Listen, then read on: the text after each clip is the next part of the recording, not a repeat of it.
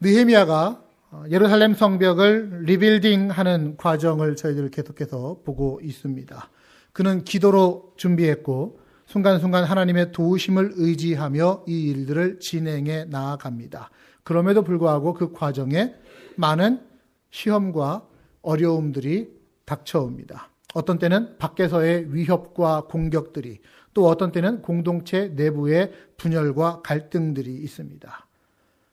밖에서 오건 안에서 오건 그 모든 시험들의 목적은 똑같습니다. 개인과 공동체를 무너뜨려서 하나님의 사람들을 낙심하게 하는 것, 그리고 결과적으로 하나님의 일이 중단되도록 하는 것, 이게 시험을 일으키는 사탄 마귀의 목적입니다. 그러고 보니까 우리 인생과 비전에는 언제나 방해꾼들이 있었다라는 것을 우리는 알게 됩니다. 여러 가지 방법으로 공격하는 적들이. 오늘도 그렇죠. 오늘도 무섭게 살아서 하나님의 교회를, 하나님의 일꾼을, 하나님의 일을 중지시키려고 하는 악한 음모가 얼마나 교활하고 끈질긴지 우리는 분명히 알아야 합니다. 그리고 오늘 우리는 느헤미야에게서 그런 하나님의 일을 방해하는 대적들의 공격을 어떻게 헤쳐나가는지 거룩한 일꾼의 모습을 배울 수가 있습니다. 자, 오늘 본문으로 가보시면 오늘 본문 6장인데요. 6장 여러분들이 읽은 그 본문 바로 뒤로 넘어가면 맨 마지막에 성벽 재건이 드디어 완성되었다라고 하는 기록이 나옵니다. 공사를 시작한 지 52일 만에.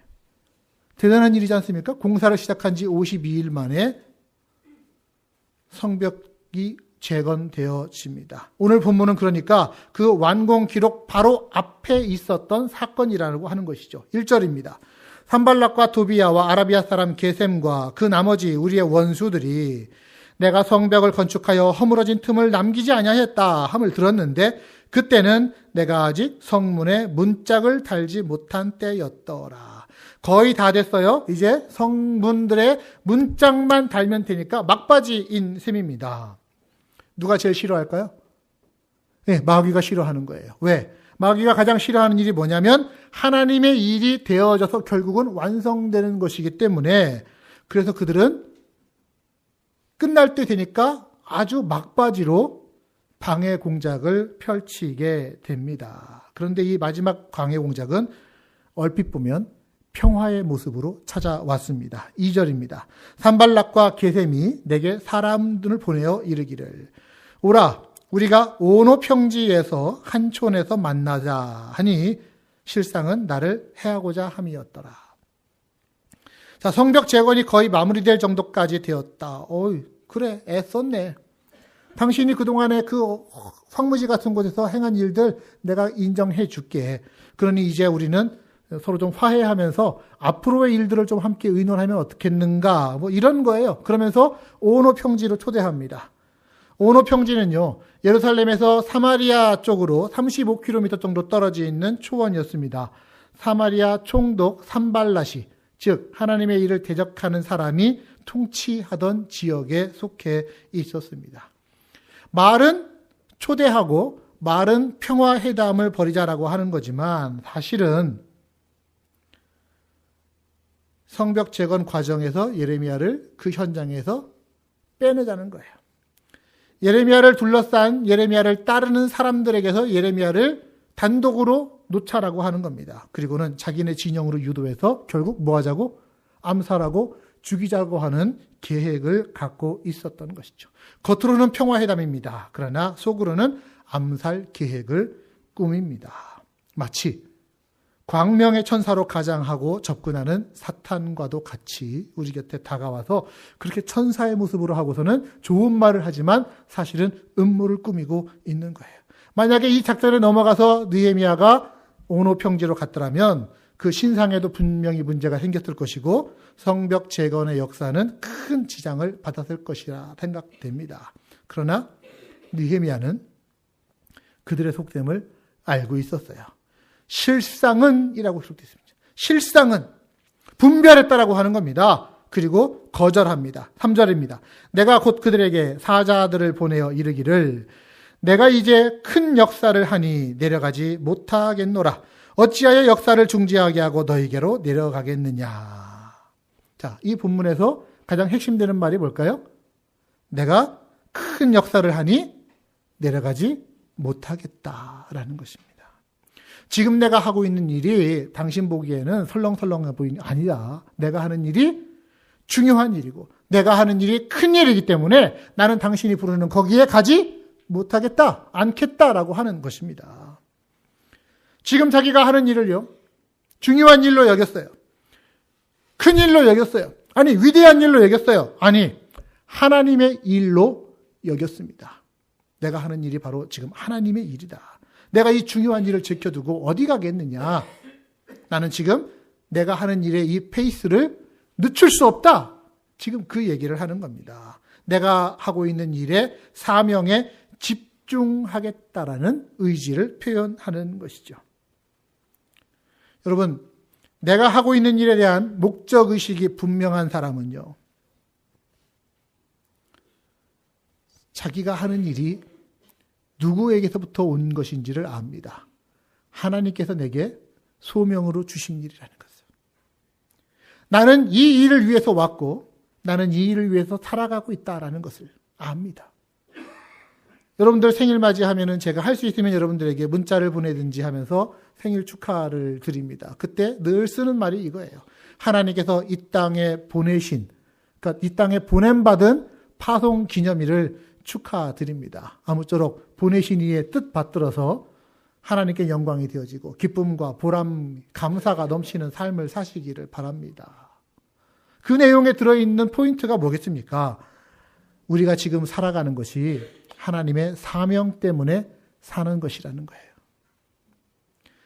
그 때문에 살아가고 있다라고 하는 소명의식이 분명해야 된다는 겁니다. 그렇게 목적의식이 분명하면 삶의 우선순위가 정확하게 자리 잡힐 수 있겠지요. 해야 될 것과 하지 말아야 될 것들이 순서가 분명하게 잡히지 않겠습니까? 오늘 느헤미야는 자기의 인생 가운데 받은 사명에 집중하고 있는 모습을 우리에게 보여줍니다. 내가 지금 큰 일을 하고 있으니 예루살렘 성벽 쌓는 이 일에 최우선순위를 두면서 이 일에서 마음도 떠나지 않겠다, 몸도 떠나지 않겠다고 다짐하는 것입니다. 네가 제안하고 있는 일, 얼핏 보기에는 화친의 일, 서로 화해하자고 하는 거 좋지 않아요. 하지만 아무리 좋은 일이라고 해도 그 때문에 내가 하나님께 받은 바 사명, 예루살렘 성벽 쌓는 일이 방해되거나 지연된다면, 그럴 가능성이 있다면 나는 얼마든지 좋은 일도 포기할 수 있다라는 겁니다. 자, 두 가지의 일이 나오네요. 하나는 좋은 일이고요. 하나는 위대한 일입니다. 하나는 즐거운 일이고요. 하나는 사명의 일입니다. 무엇을 붙잡겠느냐라고 하는 것이죠. 그래서 자기가 하나님께 받은 바 그 사명을 방해한다면 아무리 좋은 일이라도 나는 네가 오노평지에서 만나자고 노 아니다 하면서 지금 딱 잘라서 얘기하고 있는 거예요. 우리 일부 예배 때는 요 얘기하면 웃으셨는데 여러분들은 안 웃으시네. 오노평지에서 만나자고 노 하자라는 거예요. 아, 네, 지금 거리가 많이 머네요. 네. 자, 우리에게는요, 분별이 필요합니다. 좋은 것과 위대한 것을 분별할 수 있어야 됩니다. 아주 즐겁고 좋은 기회가 나에게 찾아왔어도 그것 때문에 위대한 비전을 놓게 되고 포기한다면 그거는 안 되는 일이지 않습니까? 포기해야 될 것들은 포기하면서라도 붙잡아야 될 것들을 붙잡는 게 이게 분별력이라고 하는 것이죠. 여러분, 여러분의 인생에 포기해야 될 것과 붙잡아야 될 것들을 꼭 잘 분별하실 수 있기를 바랍니다. 자, 두 가지를 제가 단어를 드릴 테니까 어떤 것이 제대로 우리가 붙잡아야 될 것들이 한번 보십시오. 성공과 가족. 뭐가 우리가 붙잡아야 될 것입니까? 성공입니까? 가족입니까? 그렇죠. 가족이죠. 가족을 위해서 성공하려고 하는 거 아닙니까? 그렇죠? 네. 성공하는 게 나쁜 게 아니에요. 하지만 가족을 방치하면서까지 성공하고자 하면 이건 순서가 뒤집힌 거예요. 돈과 관계. 무엇이 우리가 붙잡아야 될 겁니까? 관계입니다. 관계. 돈 너무너무 좋고 중요하고 필요한 거죠. 하지만 관계를 해치면서까지 돈에 목숨 걸면 이거는 위험한 것이 됩니다. 성경은 돈으로 관계를 사라고 얘기를 해요. 여가와 소명, 무엇이 더 중요한 겁니까? 여가와 소명, 무엇이 중요한 거예요?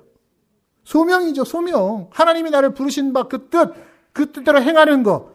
내게 주어진 시간에 내가 레크레이션 즐기고 회복하고 여가를 누리는 거 뭐가 나쁩니까? 하지만 그것 때문에 내게 맡겨진 사명이 방치된다면 이거는 안 되는 것이라는 거예요. 자, 우리 한번 이 성경 구절 한번 따라합시다. 나는 이제 위대한 일을 해야 하니 내려가지 못하겠다.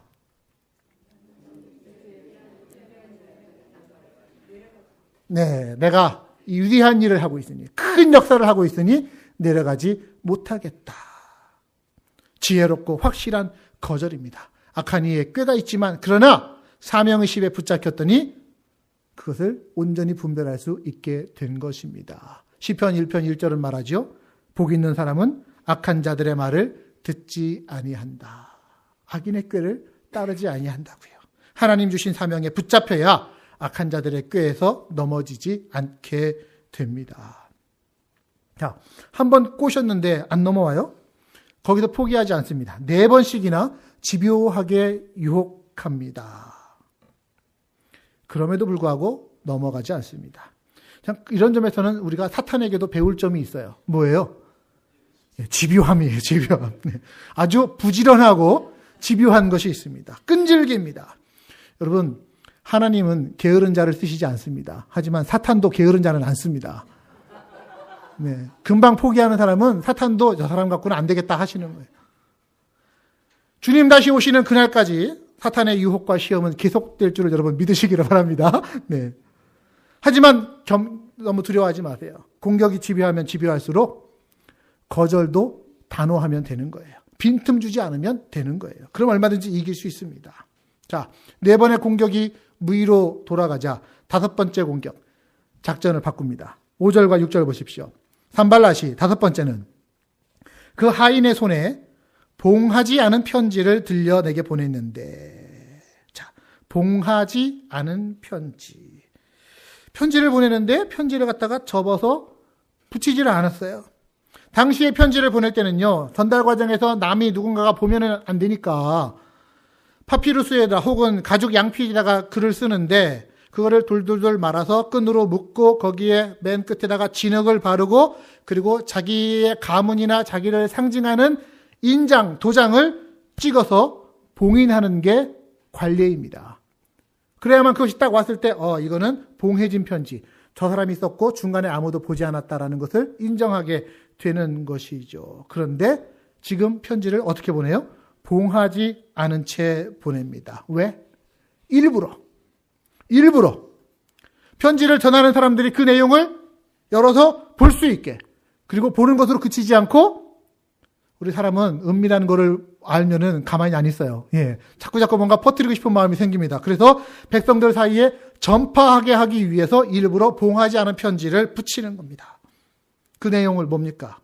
느헤미야를 음해하는 거짓 소문을 그 안에다가 적어 넣습니다. 그 내용이 그런 거예요. 야, 네가 예루살렘 성벽을 다시 쌓고 스스로 왕이 되려고 한다는 소문이 들리더라.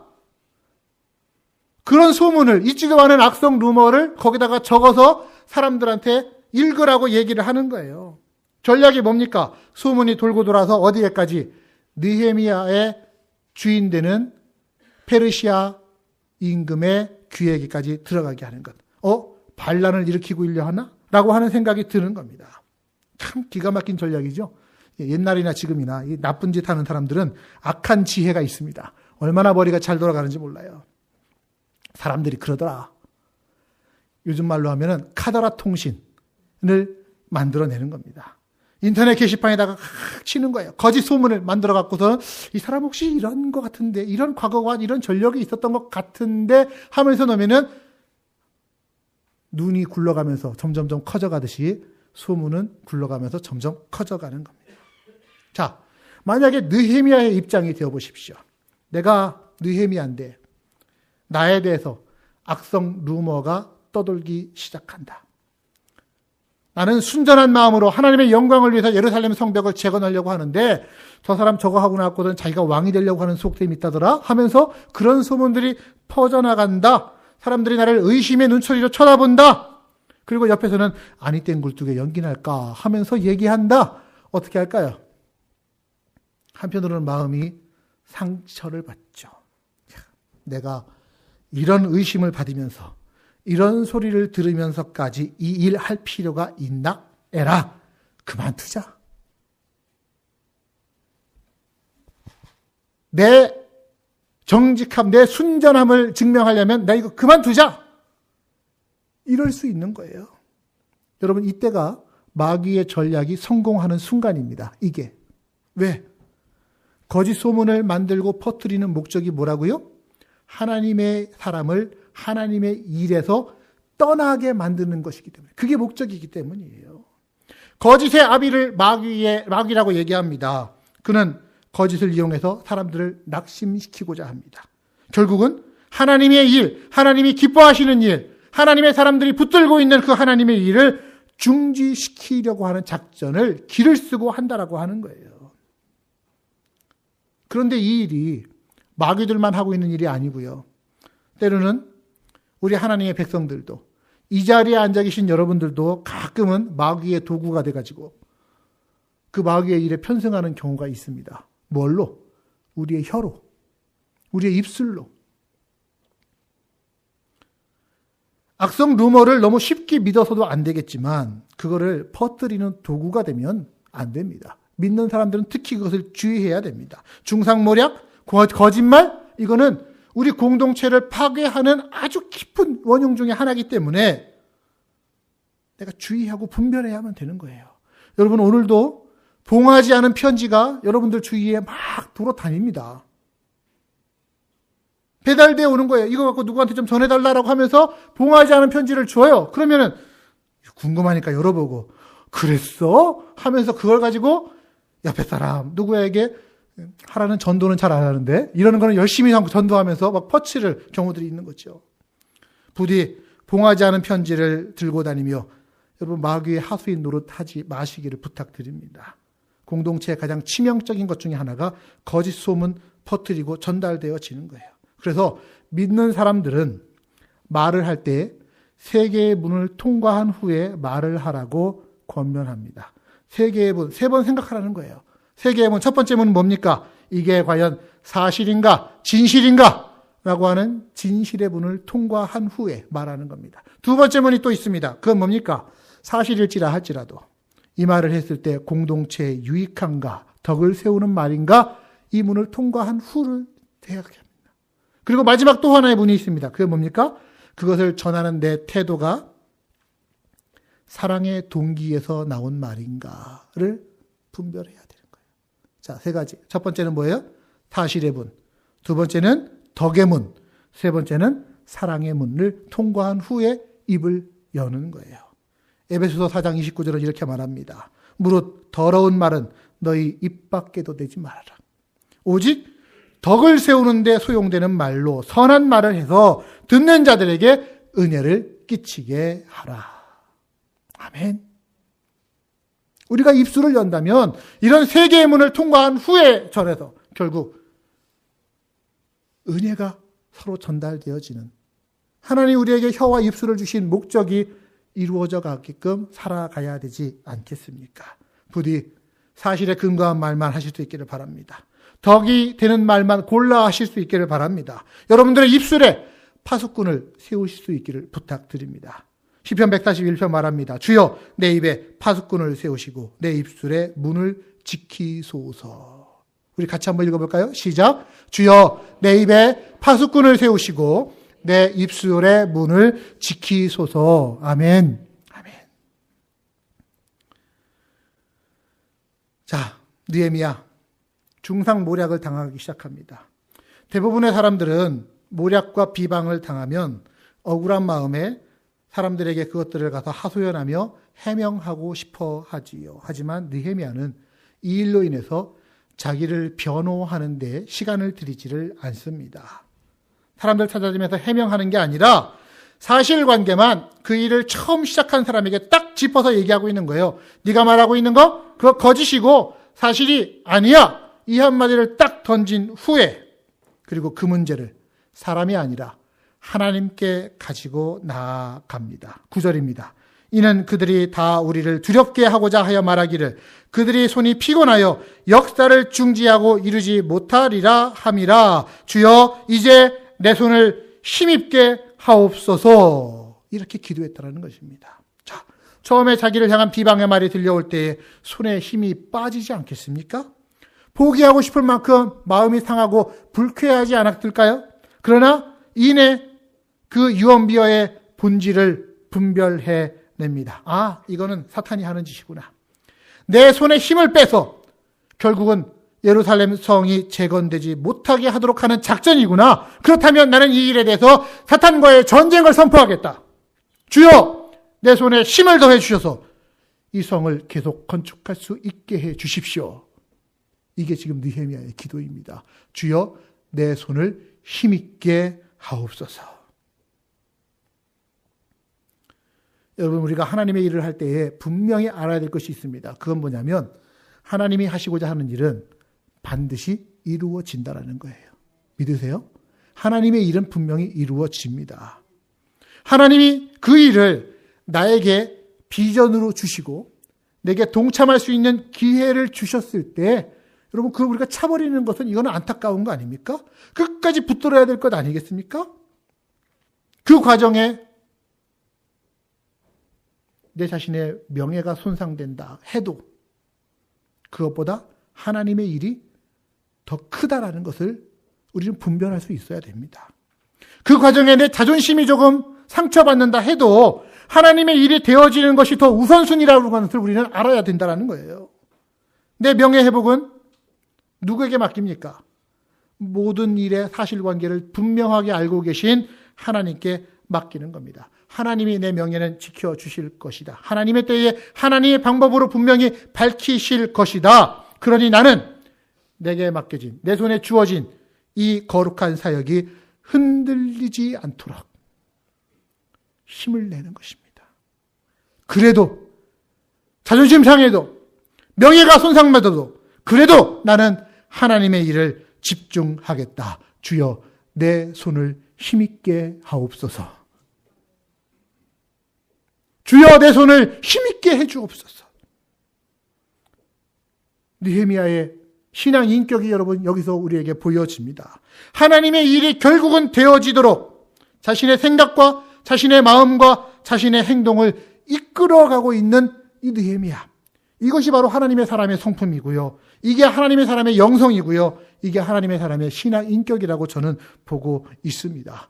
사탄이 그렇게 중지하고 싶고 막고 서고 싶은 하나님의 일, 그 하나님의 일이 되어지기까지 내 자존심, 내 명예, 이것보다 하나님의 일이 더 우선순위다라고 붙드는 것입니다.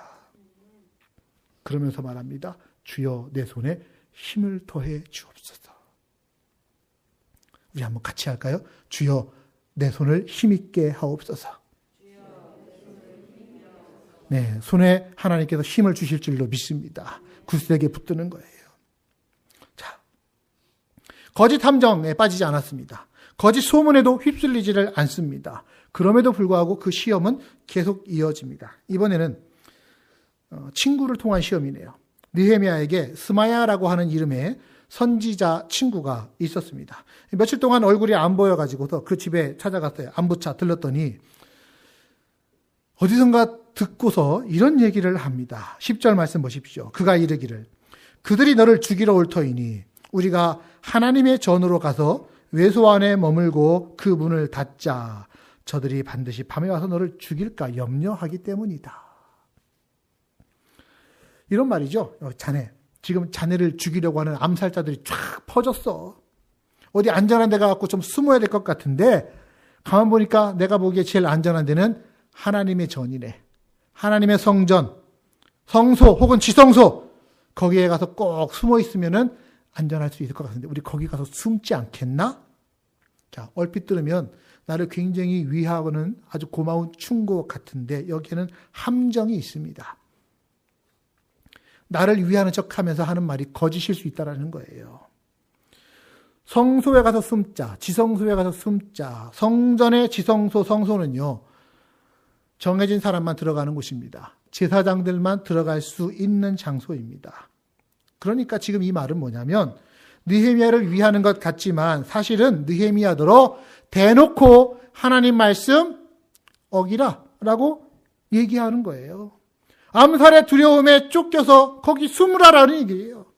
그러면 어떻게 되겠습니까? 하나님 말씀 어기는 게 되겠죠? 또 그런 느헤미야의 행동이 주위 사람들, 가까이 있는 사람들에게 드러나면 야, 우리 느헤미야 선생님은 목숨이 위태롭다고 제사장들만 들어갈 수 있는 곳에 마음대로 들어가서 숨는구나.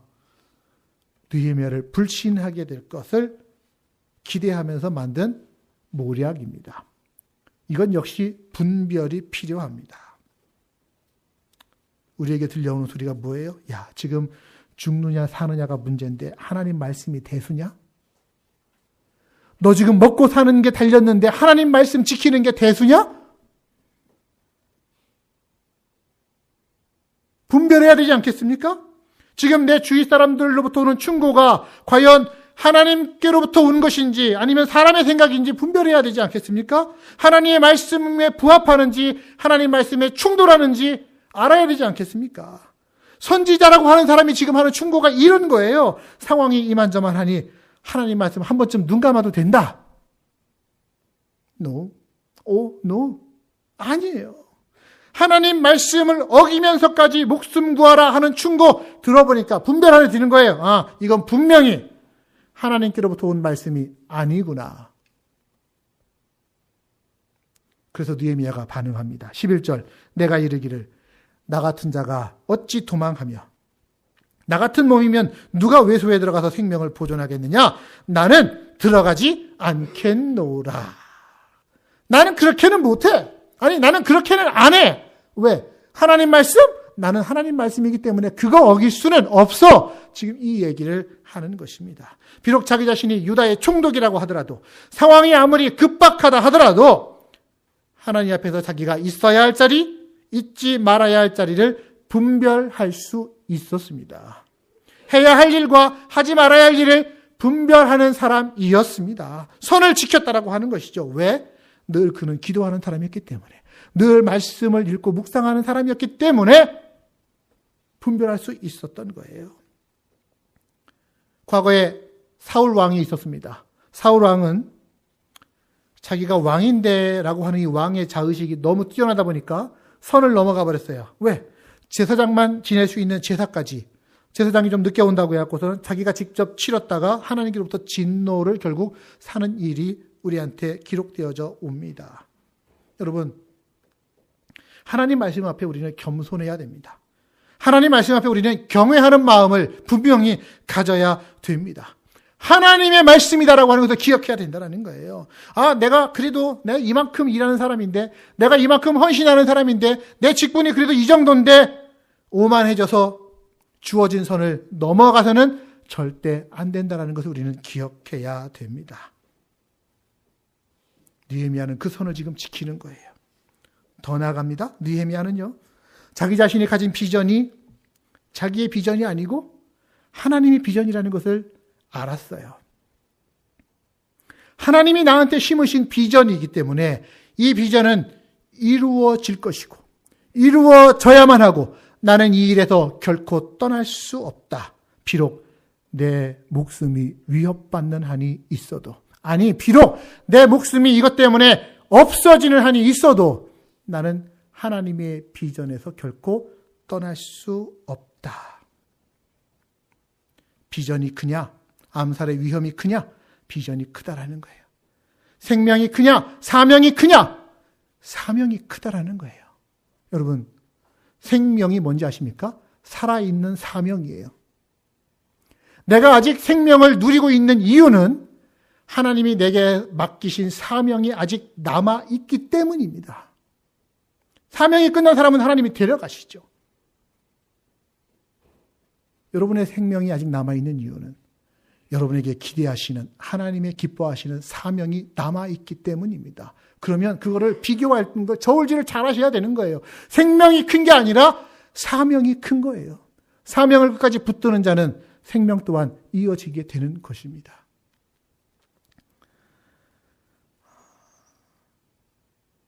지난 주간에 참 충격적이고 가슴 아픈 이야기를 제가 하나 들었습니다. 제 신학교 입학 동기였던 목사님으로부터 온 소식인데요.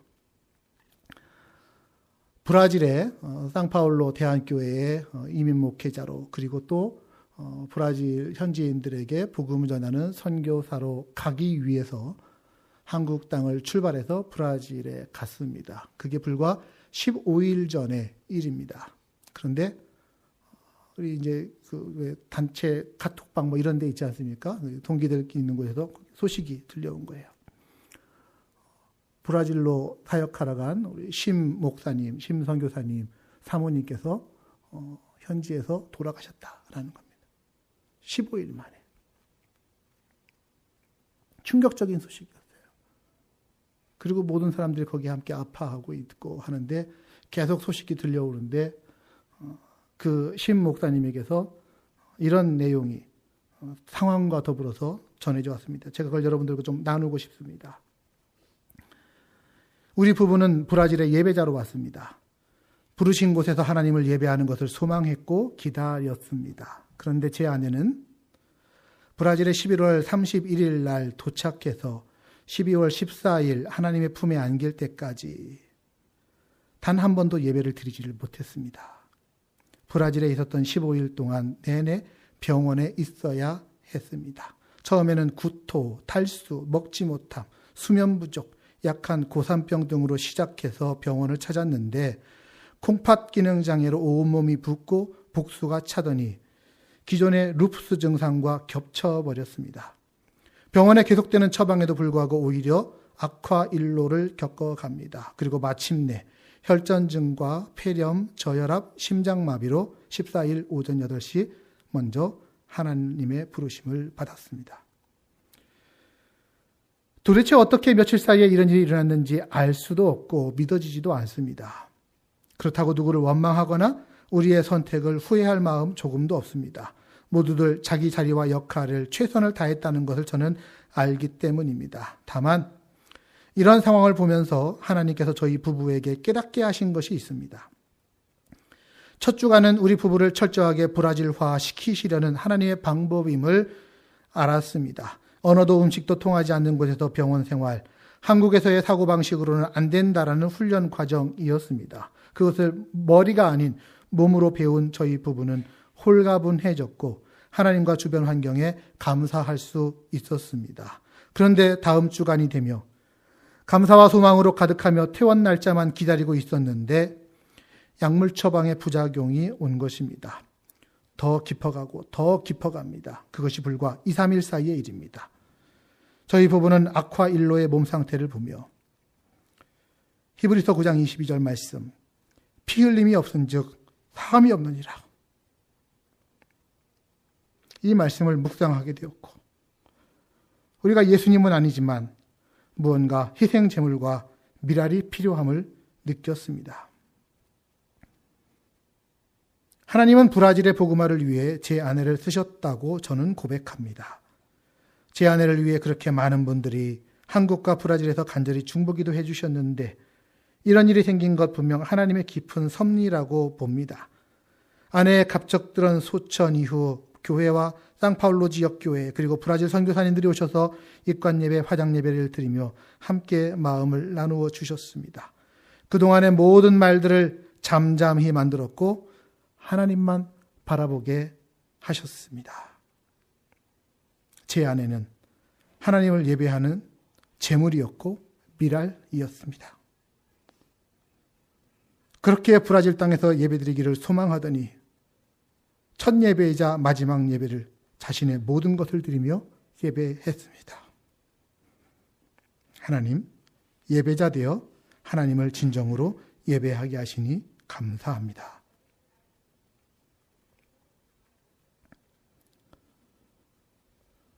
브라질 선교의 하나의 미랄이 되겠다.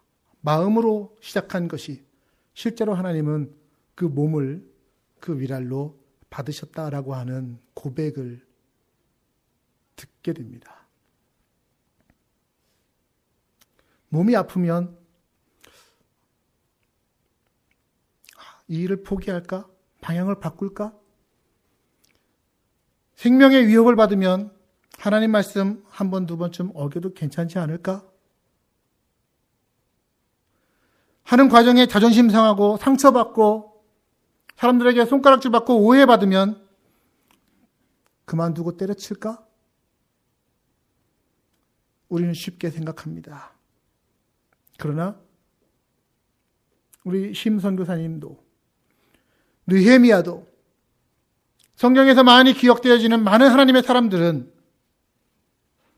나는 지금 위대한 일을 하고 있으니 나는 가지 못하겠다라고 말하는 것입니다. 지금 위대한 일을 내가 하고 있다. 내 안전을 먼저 생각하기보다 위태롭더라도 중요한 일을 계속해야 되겠다라는 것입니다. 생명보다 비전이 크기 때문입니다. 그렇게 믿을진데 어찌 내 일신상의 목숨을 구하기 위해 하나님의 비전을 포기할 수 있겠는가? 여러분, 느헤미야가 이런 오해를 받으면서 뭐라고 기도하는지 아십니까? 14절 말씀을 보십시오. 내 하나님이여, 나를 두렵게 하고자 한 자들의 소행을 기억하옵소서. 하나님 기억해 주세요. 하나님이 저들의 행위를 기억해 주세요. 문제 해결을 누구한테 맡깁니까? 하나님께 맡기는 것입니다. 원수들을 보복하기 위해서 자신이 직접 나서는 게 아니라 악인에 대한 심판 하나님께 맡깁니다. 히브리서 12장 19절의 말씀이죠. 내 사랑하는 자들아, 너희가 친히 원수를 갚지 말고 하나님의 진노하심에 맡기라. 기록되었으되 원수 갚는 것이 내게 있으니 내가 갚으리라 주께서 말씀하시느니라. 하나님이 판단하시는 겁니다. 하나님이 가장 정확한 판단자이시기 때문에 그분께 내어 맡기는 거예요. 대적들에게 끊임없이 죽음의 위험을 느끼면서도 드리는 이 기도야말로 정말 하나님을 신뢰하는 자의 기도 아닐까요? 그리스도인의 영적인 실력은요, 평탄할 때 나오는 것이 아닙니다. 고난당할 때, 아픔받을 때, 상처받을 때, 휘청거릴 때, 그때 저 사람이 진짜 그리스도인인지 아닌지, 얼마나 실력 있는 그리스도인인지, 얼마나 영성 깊은 그리스도인인지 거기서 드러납니다. 시험 보는 거예요. 자기가 처한 문제를 어떻게 처리하고, 어떻게 이해하고, 어떻게 소화시키느냐에 따라서 점수는 나올 겁니다. 지금 느헤미야는 흔들림 없는 균형 잡힌 신앙으로 자신에게 들려오는 소리가 하나님 말씀인지 사람의 말인지 독인지 약인지 분별할 수 있었습니다.